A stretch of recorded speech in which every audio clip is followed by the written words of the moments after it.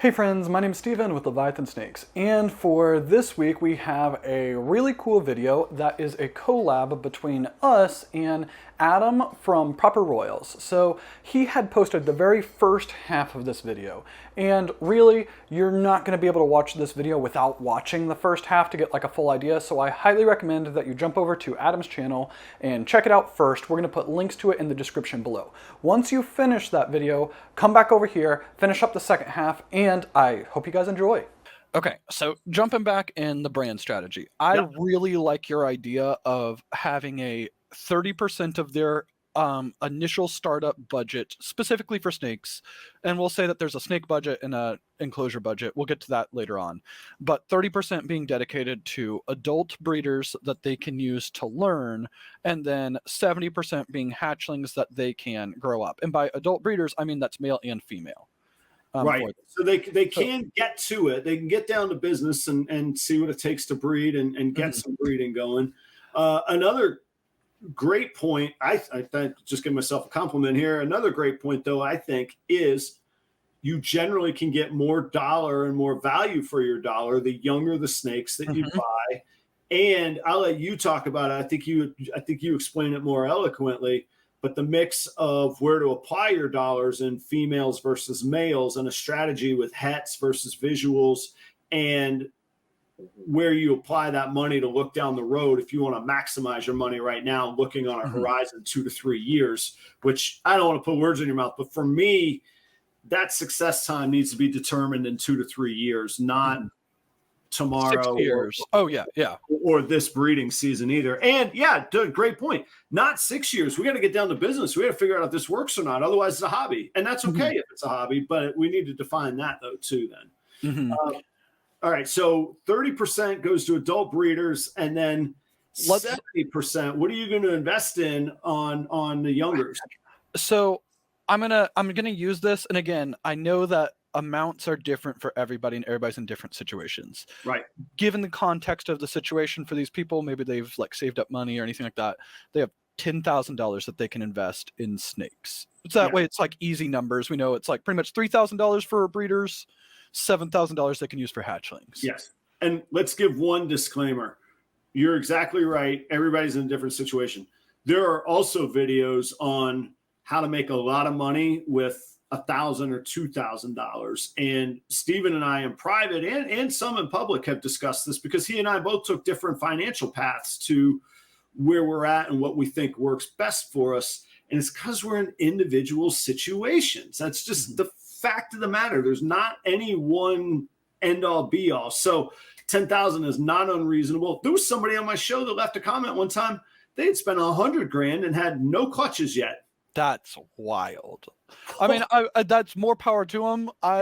They got that kind of money. Like, I don't have it either. And even if I did have it, I'm too far into my life to go messing around. I mean, I don't think what I'm doing is messing around by any means. But there is $100,000 is $100,000, man. Yeah. There is risk. Like it could happen. You could spend $100,000, set up all your everything perfectly. You take perfect care of those ball pythons, and 6 months down the road, your thermostat malfunction and lit the rack on fire and kill it all. It is there is risk. This is not a guaranteed, and that is like. I'm starting to lose sleep over hurricane season right now. I'm like, man, I'm in it enough to care enough about. I mean, I would always care about my animals, but to care about like. Holy smoke, I've got to figure out I have a generator. I don't want to be pulling a generator out in the hurricane. I want to switch, I want to switch over. Anyway, so go ahead. $10,000, what we're working with. So they knocked out $3,000 on adult breeders. They got $7,000 left. Yeah. What's your thoughts? And let me check real quick. I'm going to say one adult breeder pied, $1,000 female. What's your thoughts on that? Great. No opposition. Okay, let me go see what het pied females. Completely reasonable. Het pied females. I want to try to get them 3 if we could. 3 females and 1 male for their breeders. Right. In this, because the idea is that we could start helping them brand when they're doing their content, focusing on pieds, and we might have hatchlings that they can show off that are pieds. But that way, people know that they have pieds, and when they have pied clutches, they have like a base. I tell you the other thing too. Related, sorry, we were just talking recently about me working on reels. Mm-hmm. I will tell you anecdotally lately, to reach the biggest audience, pies reach farther. Mm-hmm. They Yes. reach the farthest. So you can build your brand recognition and you can build your base. If you veer away from pies down the line, no problem. But if you want to get some, Yeah, 100 and bells, pies and bells. right, yeah, Yeah. It's funny. I just filmed a reel. I was like, get the bell out. I just filmed a reel today with them for this upcoming week. And I know I'm the new guy when it comes to reels, but my pied one that I posted yesterday with purple light, the most ridiculous, non-realistic looking thing ever, in less than 24 hours at 3,000 views. And like I say, I know that's nothing in the world. Yeah. Reels. Get it. Yeah. Let me tell you, my metrics, accounts reached, engagement, all of that, boom. So that's another reason I think there's something to the business aspect of what we're barking up the tree of here on starting with the pod. So where did you land? What female do you want to get them? Three hets, or one visual, two hets? Where's the math working out? Yeah. So it looks like right now, I kind of don't like this. So there's one visual that's $1,000 is what I'm looking on Morph Market. So that'd be 1,000 of their $3,000 budget for the adult breeders. The adult het pied females, like with no other genes, are about $550. I kind of want them to have an extra gene in there. And there's some like pastel and there's some lesser, but nothing that I think. There's an inchy het pied female that's $700. I'd probably go with that because I think inchy and pied works really well together. Inchy makes the most striking change in pied. If we're going to talk striking visuals, yes. Okay, but then that puts us down to 7, 5, so 1,800. That leaves us $1,200 for the most banging male visual we can find. Yeah, that's actually what I was thinking, is that we would go with a visual male at 12, or I think we have $1,300 that we could spend on. Yeah. So $1,300. Let me go see what I can go find for a pied male. And we've got so for the pied project now we have Enchi in it, and then we're going to look at whatever craziness we can find for the male. Yes. And I'm also looking for adult males because we want to let them breed. Right. Yeah, we want to get them in the game. And 3 clutches to start with. It doesn't sound like much, but if you go from... It would only be two clutches to start with. Because we only got one. Yeah.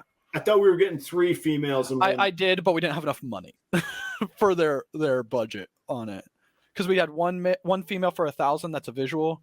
One het, yeah, for 700. You're going to get two hets, one Enchi het, and one visual male. Okay.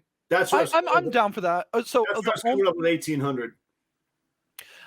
So what is your thoughts? I'm thinking of, like, I think that if you are looking at the immediate return, I actually agree with you. I think that having the 2 hets could help out. You get a little bit more snakes so that we can get more eggs.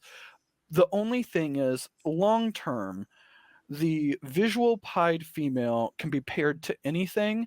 Doesn't matter what the people get into, and that they're always going to make 100% hets. And then for the het pied females, they almost have to be paired to either a het pied or a pied male, or it's like they're losing their power because they're normals. Right. So, all right. So here, and we might not get an answer on this. For anybody going down this path, you got to ask yourself rhetorically, is the value in learning, or is it the value in the dollars that come at the end of that first breeding year? If the value's in learning, I would say to go for the 3, because you're going to learn more. You're also going to learn how to get rid of hets that you can't. The 50 and the 66% hets are a nightmare, and I learned that last year. Now, this might just be me shoehorning my experience into something and going, well, there was the benefit. Yeah, more benefit would have been selling the damn things. Yeah, that's true. But you got to face that reality, and maybe you don't have to do it the hard way. So, but you're exactly right. Having a 100% het status that you can visually verify for other people via, web documentation, social media, et cetera, et cetera. So you could get an Enchi pied female or Enchi het pied female for 700. And a visual for 1,000. Mm-hmm. Okay, gotcha. That's where, because I was like 550 and 550 and 7. I'm pretty sure equals 1,800. But I was like, all right, we'll make it 1,700. I got it now. Okay, so we're going with 2. What male is going to set us off here? Okay, so I actually have a question. We might be able to get that third female because there's a male in here that I think is actually less than what the price is. So we got $1,000 for a pied visual female. We have $700 for an inchy het pied female, which equals 1,700. If we had a 550 normal het pied female, that brings us up to 2,250, right? Mm-hmm. Okay, so that means that we would have $750 left. Yep. Okay, for $700, we could get a 600-gram hypo pied male, double visual. Oh no, that's wow! Jeez, I might have to go buy that snake. There's two that are on male. So in that case, we can get the 3 pied females. We can get a double visual that can make visual pieds, 100% het hypos, and it's a double visual. And I think that everybody knows, they might not know, but the market is 100% heading towards double and triple visuals. It is. Yeah, I agree.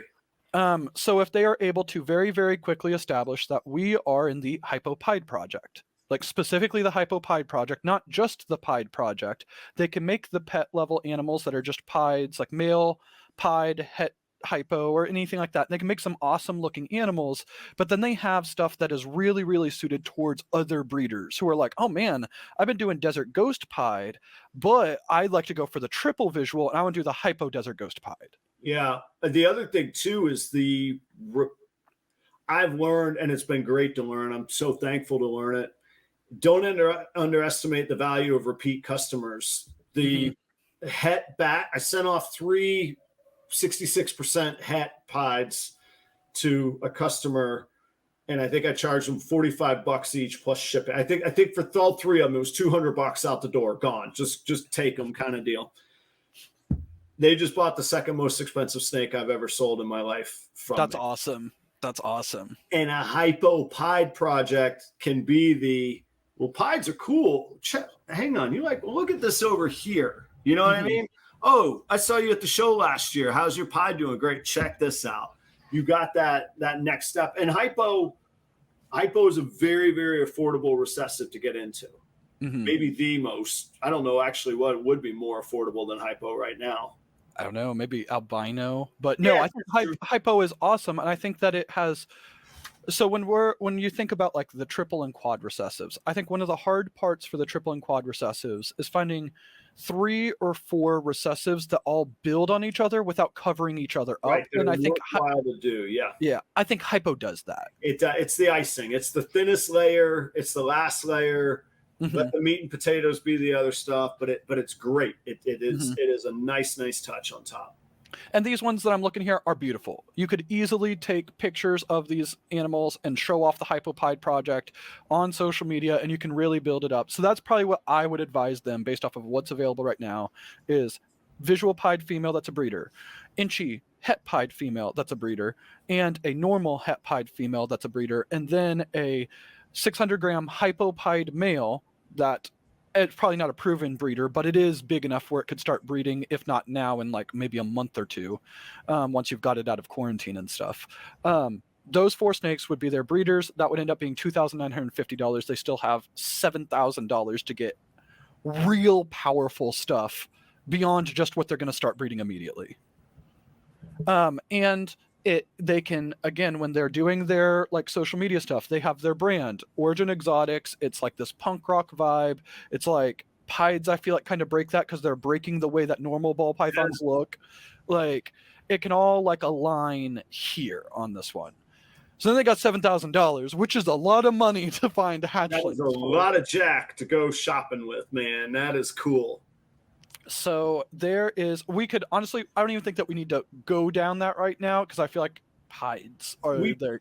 Yeah, and we've done, in a way to plug it, maybe we'll put a card up or whatever. We've done both collaboratively and individually our own episodes of what would we do with, I know mine were $2,500. One of the very first lives I ever did was with you, and we did what would we do with $10,000. We did this deep dive. And then I think just recently you did a $5,000 one, didn't you? maybe I don't remember. It might have been. Maybe. But I'm sorry. What I know for sure what you did was what was the math on it? Spend X amount for 17 for 50. Yeah, it was like we were doing the math to figure out how many snakes do you have to sell on each price point in order to make $50,000 a year. Yeah, and that's a good segue. We should work into that because we need to figure out their time horizon, and we got to get back to, what do we say, somewhere between 70 and 90. So we got to figure out how they're going to make 80 grand between the two of them in 3 years to make this a go. So let's say I'm going to look what a pied het hypo goes for. I know we just looked at hypo-pied males, but I'm just looking at pied het hypo, so that way we can kind of have an idea, because that's roughly what they'd be making. They look to go, they have different genes in them, which makes it hard, but about $700 it looks like for males that don't have a whole lot going on. Yeah. Which honestly is about the same price, or is the same price as those pied hypo males. Yeah. Oh, I was looking at male adults. That's why. Okay. There you go. Right. There might be cheaper ones. These are all very, very expensive. And okay, pied het ghost male with no other genes is $400, which is about the pet grade snake. So that's the males. The females, I don't know if they even have any females. Say if you can get a hold of them. Yeah. Oh, so they do have some females. Females are about $650. So they're looking at about averaging about $500 per snake if they're hitting pieds in this. Great. And I that has been my before the wonderful world of inflation hit. That was kind of my metric to see if I could do that. And so speaking of spreadsheets, I keep a running tally of what my average sale price per snake is. And this year I haven't had any eggs yet, so I had some leftovers, and then I had some, everybody hates the word, but essentially flipping. I bought from a reputable breeder. They didn't fit my needs, sold them confidently, happily. They're healthy. And this year I'm averaging around I think right now at the moment it's at like $427 average per snake. So my goal and my pairing is to do just the exercise you just did. What on my worst day, not counting my holdbacks, can I still average 500 for? So that tells me if I do 60 to 90 hatchlings this year, I'm going to hope to aim for $30,000 to $45,000 gross. That's not quit my job territory, but that's a lot of money is what that is. And so that's where I start to go, okay, I think that there's a viability here because I have space and room and square footage and some investment money to scale up. Okay, prove it, Adam. Do it this year, and then we'll have that talk with ourselves next year kind of thing.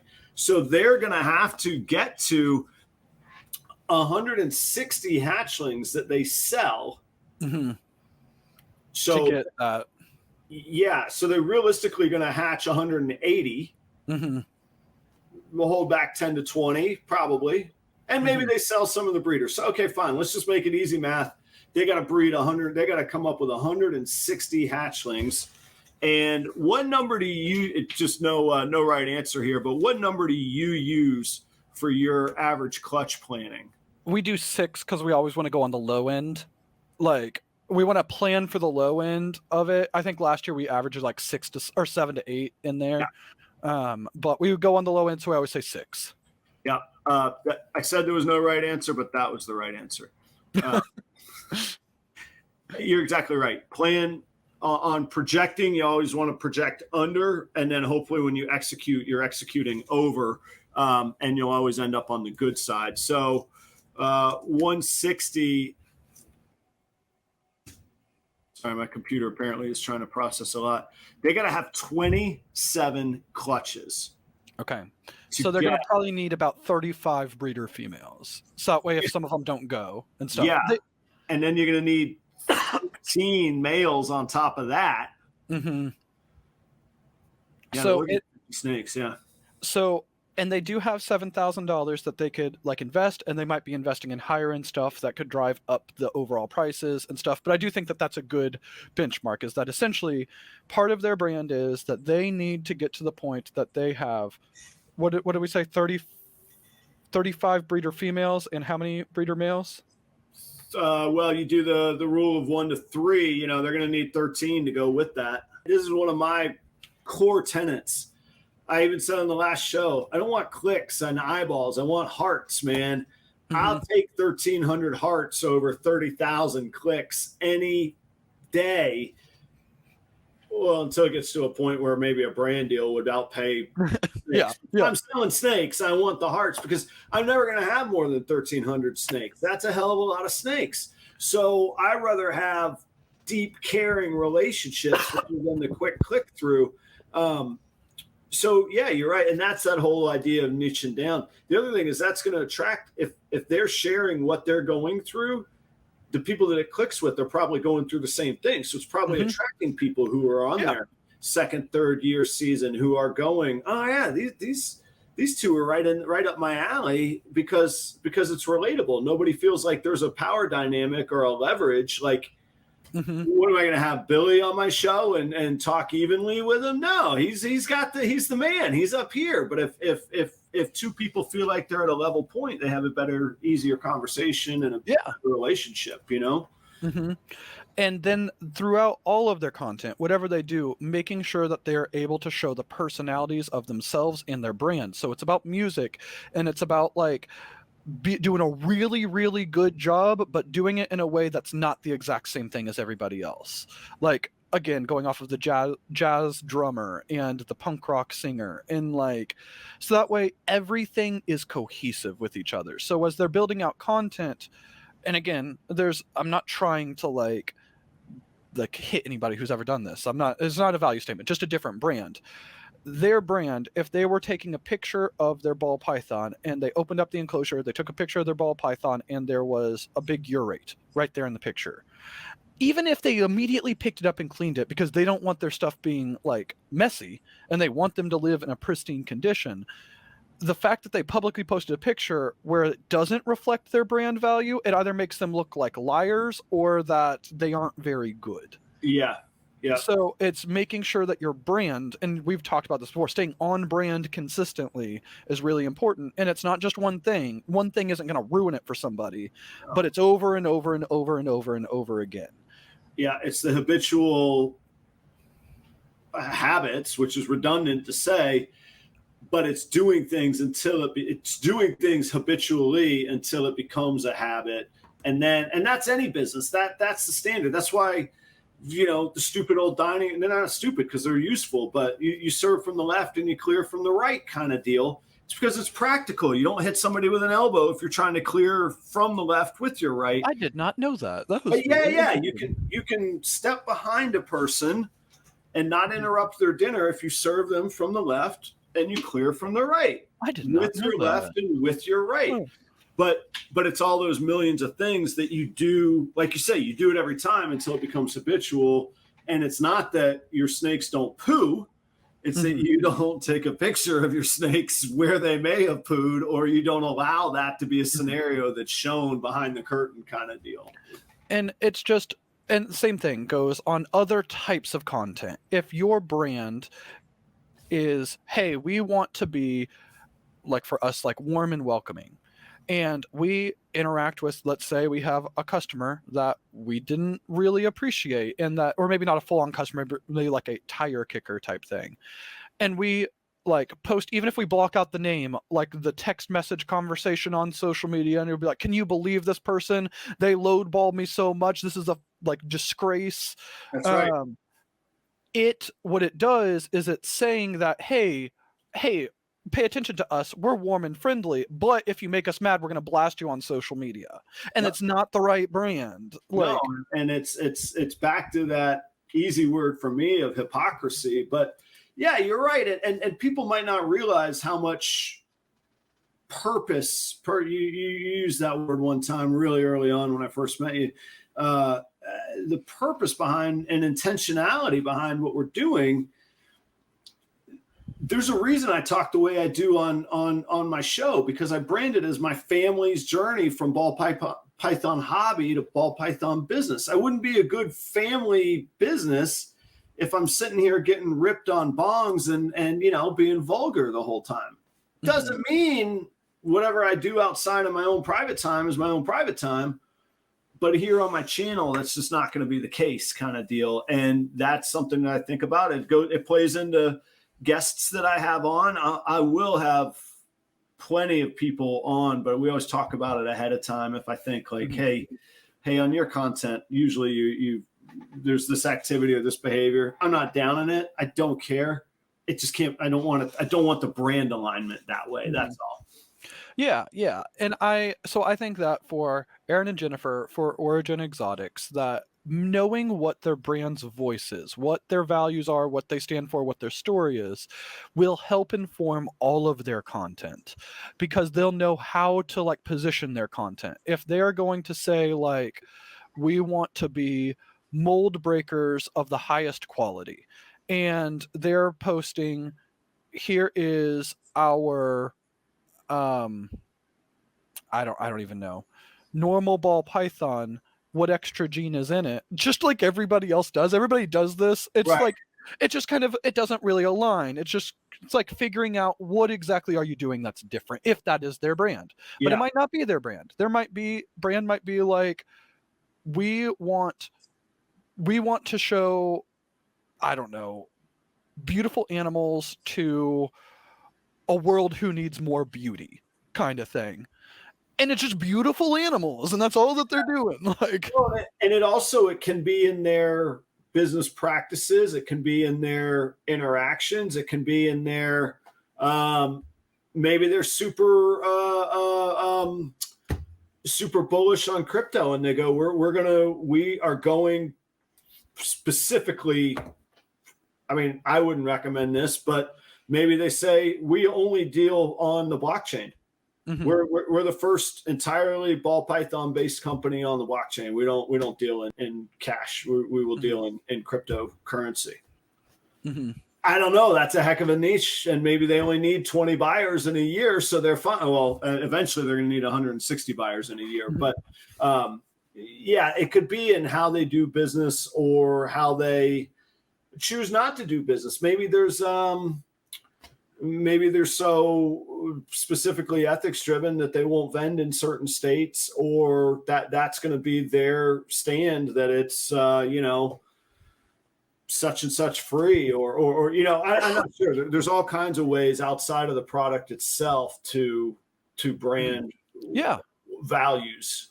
Yeah, 100%. And so as they are going out, they figure out whatever their target market is. Doesn't necessarily matter, but they're going to have to figure out, how are we going to get in front of them? So like consumer marketing funnel is that you go through an awareness stage, an engagement / consideration stage. It just depends on what they're called. A conversion stage where you make sales, and an advocacy stage, which is where you build like customer loyalty and word of mouth referrals. So they're just starting out. Nobody knows them. They literally, in this case, are just coming up with their name. How are they going to get people to be aware of them? What would your thoughts be right now? Well, I've had a little bit of an aha moment. So very recently, those of y'all that don't know me, I have focused nearly solely on YouTube. YouTube was and is my really primary way where I can advocate my beliefs. I can advocate what I do, what I believe my brand stands for, who I am. And it's worked. It's gone very well. And I've accomplished, I think as of filming right now, I could tell you, I think I'm at 1,308 subscribers on YouTube. And that is great for me. Again, I feel that that's a very strong community. I don't take dips. It's just a steady build. By and large, I mean, there'll be a little dip here and there, but generally it's been a nice steady build, reliable content for my consumers. I'm very proud of that. And I sold, and I kept the metrics on this. I sold about half of my collection or my inventory last year through YouTube interaction. And that YouTube was the root. Perfect. In that way, I'm completely monetized on YouTube. Fantastic. However, I've now come to the realization, even just this week, that I think Instagram casts a wider net. I have not yet figured out how to convert Instagram to YouTube. And at this point, I actually have more subscribers on YouTube, which are arguably harder to capture than I do followers on Instagram. But I'm quite new on Instagram, 3-4 months maybe on Instagram. The quick interactive media, whether it be a picture or a quick reel, allows for a much broader net. And I'm still figuring out how to leverage that. But I would say there's a lot of people I know who only sell through their presence on Instagram. YouTube is a grind. I find value in YouTube because it forced me to learn, and I think I can apply this in other areas of my various careers and businesses. I would start, if you don't have the time, I'm guessing that for the first year, while they want to get to that being full-time, they're still working jobs. Like, unless you just need a place to mentally disappear to and fill that space, which is kind of what I needed when I started with YouTube. YouTube takes a lot, like a whole lot. I mean, we're actually literally 2 hours and 13 minutes in on this one video right now. We're going to edit this down. We're going to film other sections, and then we're going to promote that we've done all that in other places so that people will come to YouTube. And we don't know if it's going to work or not. That's just an example of a lot of time. And I'm cool with it. I'm learning and I'm benefiting from it. But to just get down to business, I'd make a splash on Instagram, and I would do it fast, and I would do it, this is weird to say, fast and hard. I would hit it hard. I would hit it lots. I would start figuring out what works. I don't know if it was on the show or offline. I could see metrically, pieds get the biggest, I get incredible views from pieds. Now it's probably pet owners, but right now I've only got 500 plus followers on Instagram. I'm not being choosy right now. I'm casting that great big net on Instagram. YouTube, I'm a bit more specialized, and I know what the heck I'm doing on YouTube. But I would say reels and pictures, 2 to 3 to 4 to 5 of some combination of those a day, and do it till you're exhausted, but do it until you figure out what's clicking and what the buzz is hitting. No, I completely agree. I think that I am exact alignment with you. Instagram for brand awareness, because you can get like big, quicker bang for your buck, not necessarily like loyal engagement, but you can make people aware of you. That's right. Yeah. You can make people aware of you on Instagram. And then if you also have a YouTube, and you can do, if in this case, Aaron and Jennifer can do YouTube, whether it's through video editing or anything like that, they're obviously performers because they're musicians. So they probably have a good presence. Yeah. They can build up a lot of really, really strong connections with the audience that cares about them the most. So their audience can learn about them on Instagram and like, oh, these guys seem pretty neat. And they have a YouTube channel. I guess I'll go check it out. And then they build that connection and they're like, oh, they're really cool. I really like them. So like for us, so last week during the live that we did with you last Tuesday, so it was 6 days ago. Yeah. We hit 11,000 subscribers. I don't remember if you remember it. I do remember it. We are at right now 11,322. Okay. So it's like Instagram, you can grow really, really fast. Yes. I mean, you are still gaining 45 a day on average right now. Yeah. Yeah. Yeah. That's incredible. It's amazing. And it's that snowball, and really you got to look at it as a percentage, because I doubt that, to be honest with you, 2.9% is what we've got in the last 7 days. Okay, cool. So that's interesting. See, so I'm at 5.1% right now. Okay. Which gives me hope, because I had no idea if that was any good or not. But 5.1% of 500 means it's going to take me 14 weeks to double. At the again, to get into numbers real quick, the rule of 72, if you take the percentage return on investment, divide 72 by that number, that's how many periods it'll take to double. So an 8% investment annually will double in 9 years by the rule of 72. 5 into 72 is 14. It's going to take me 14 weeks because that measure was in 14 weeks. Nerdy stuff, sorry. 14 weeks to get to 1,000, that's 3 months. Mm-hmm. And then another 3 months to get to the next 1,000. So that's 6 months at 2,000 and in a year at 4,000. That's not so bad, actually. If I could have 4,000 followers at the pace I'm on in a year, that's a lot, actually. 4,000 eyes is 4,000. That's a lot of eyes.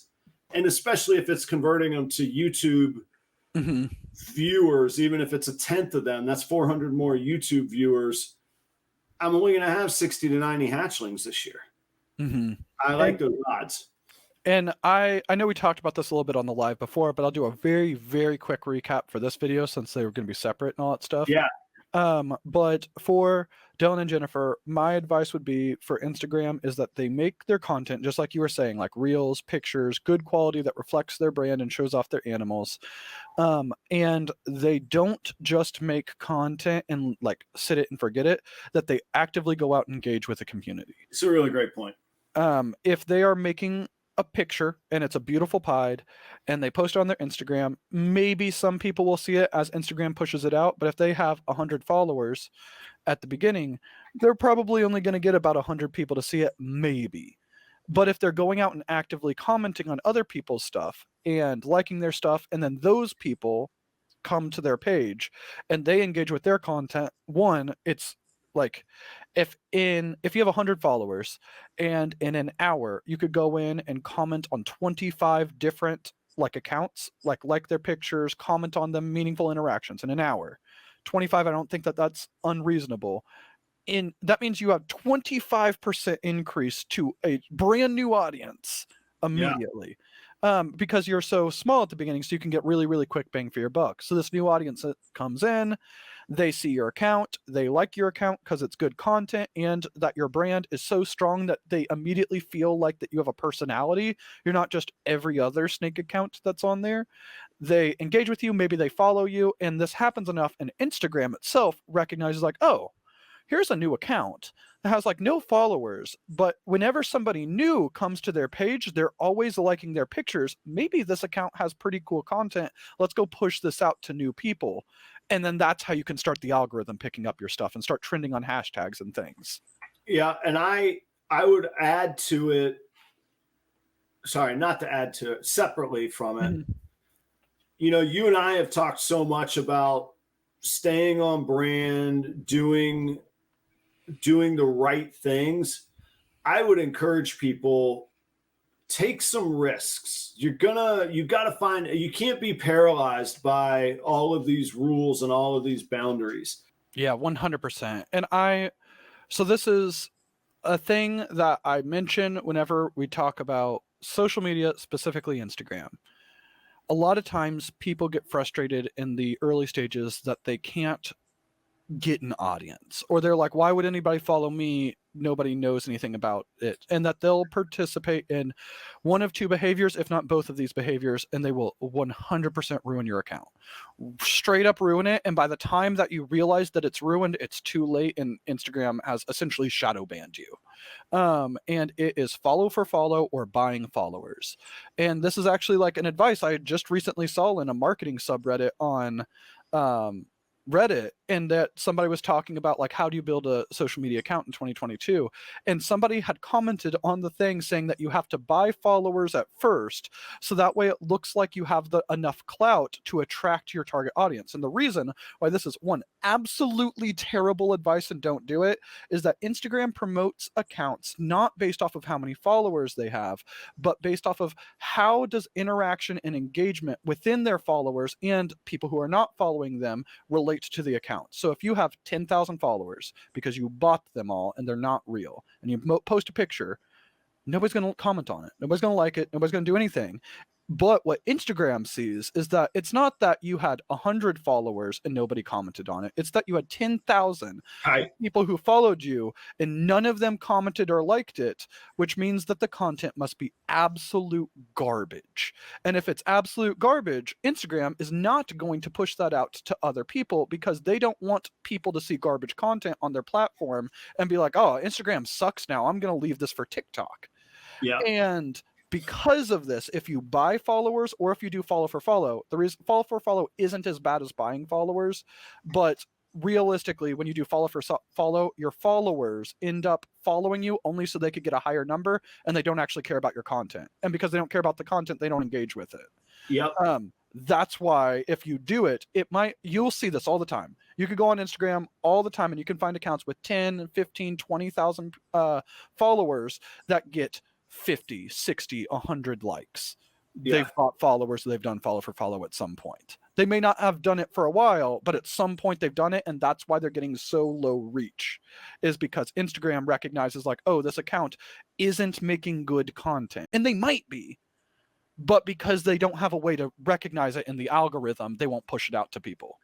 Yeah, I'm and the further in life I get, the more I believe this. I'm a huge proponent of just do it the right way.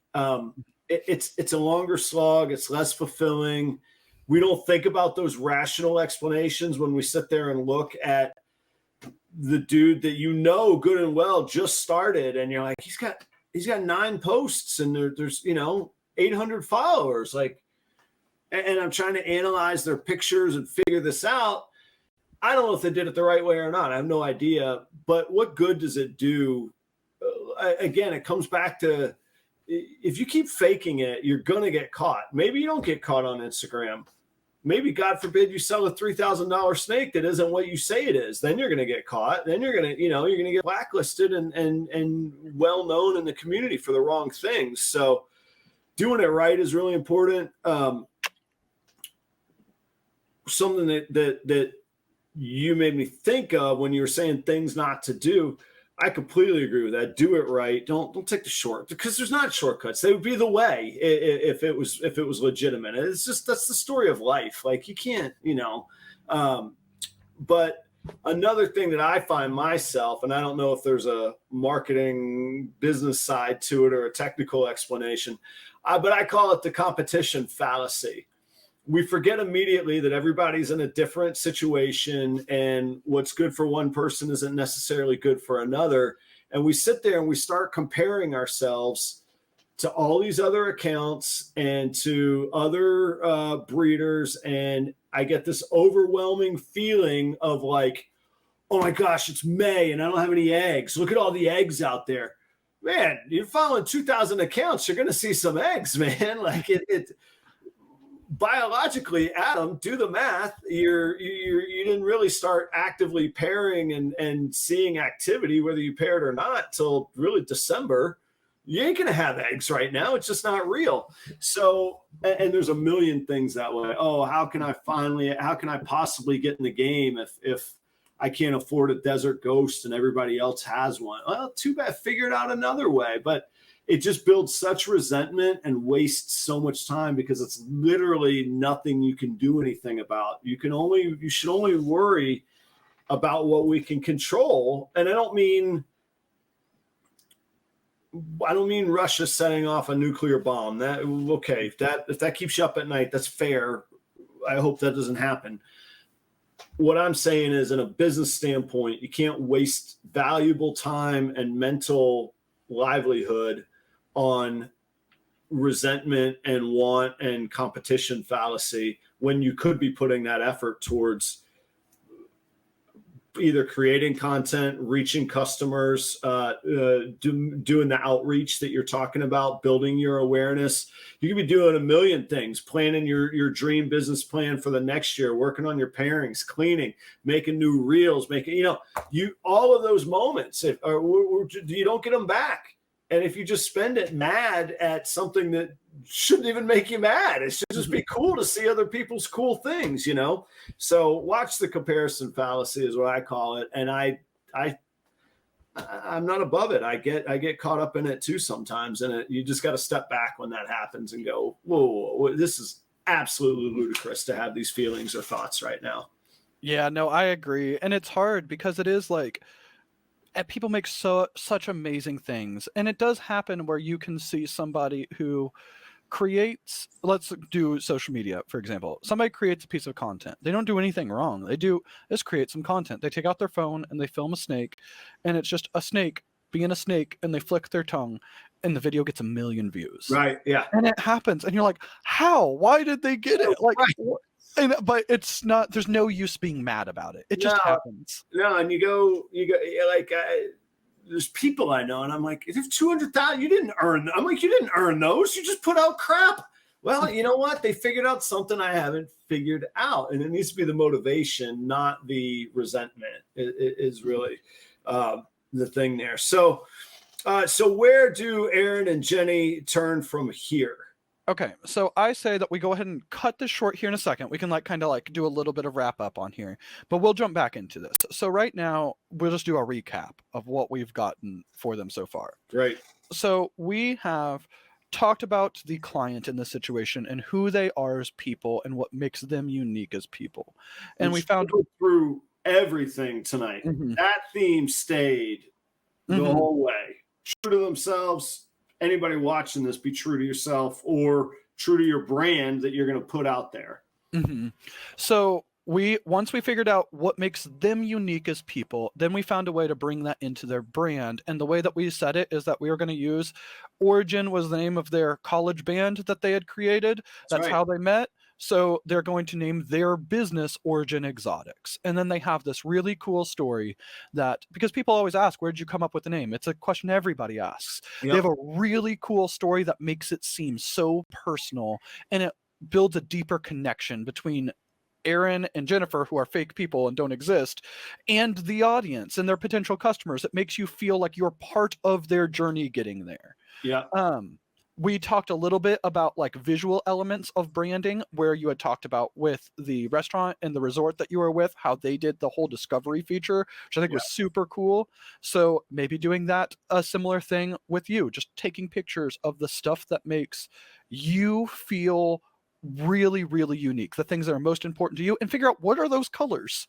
Yeah. What are the colors that are really important to you? And then also tying, what was it? I don't remember the word, associating color with emotion and synesthesia. Yeah. That concept too, trying to figure out different ways so you can figure out what your brand is. Right. We talked a little teeny tiny bit about logos, but not very much. Then we kind of went into what is the projects that they're going to work on and who is their target customers. And there was a lot of business talk there. That's not so much marketing, but I think the target customer is. So right. Yeah. Trying to align. Oh, what's going on? So really quickly, we skipped over a logo. I guess, you know what? Let's visit the logo on the next go around. And I don't mean that we actually need to design one, but I would be curious to pick your brain on principles of logos. Because I, in retrospect, have some feelings about mine now.